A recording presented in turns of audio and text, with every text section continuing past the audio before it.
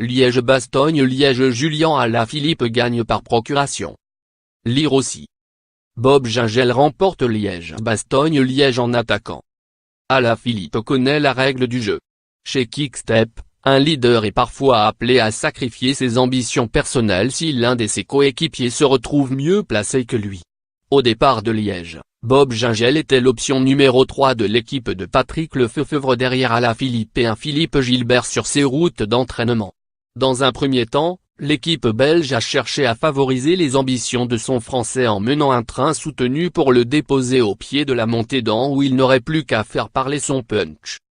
Et puis Jungel a contré une attaque franche du Colombien Sergio Henao au sommet de la côte de la Roche aux Faucons. Julien était le leader après ce qu'il a fait mercredi. J'ai essayé d'anticiper, de partir à l'avant pour le mettre en bonne position et personne n'est revenu à expliquer le champion du Luxembourg. Avec encore 20 km à parcourir, Jungel partait en éclaireur et Alaphilippe jouait les chiens de garde, contrôlant les différentes attaques d'Alejandro Valverde et Dan Martin.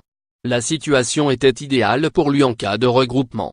Sauf que le Luxembourgeois n'est pas le dernier dérouleur et creusait un écart conséquent, jusqu'à 50 secondes au pied de la côte de Saint-Nicolas, à 5 km de l'arrivée.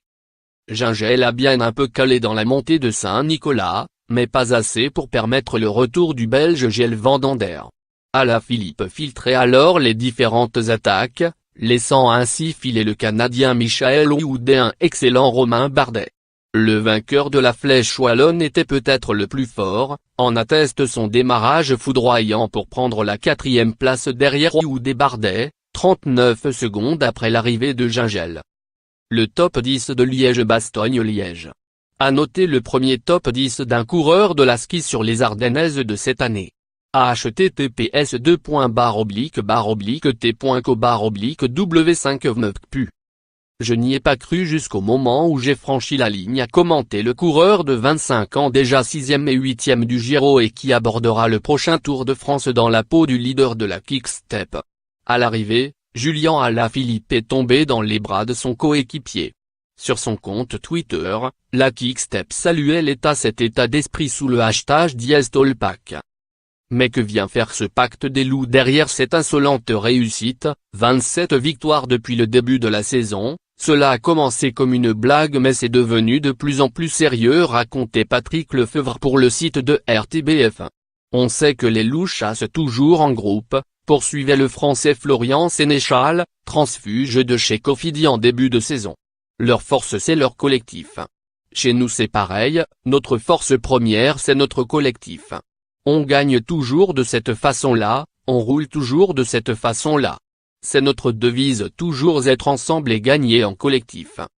Loftus-Gui, Lofty Super Team Spirit. Diaz Waitori de Diaz LBEL. Diaz Tolfpack https://t.co/xeniomroya. Et vendre ensemble aussi. Quick-Step vient de lancer une série de produits dérivés de Wolfpack. Julien Alaphilippe et Bob Jungel en font même la promotion dans une vidéo. Pour l'instant, la concurrence n'a plus qu'à aller se rhabiller.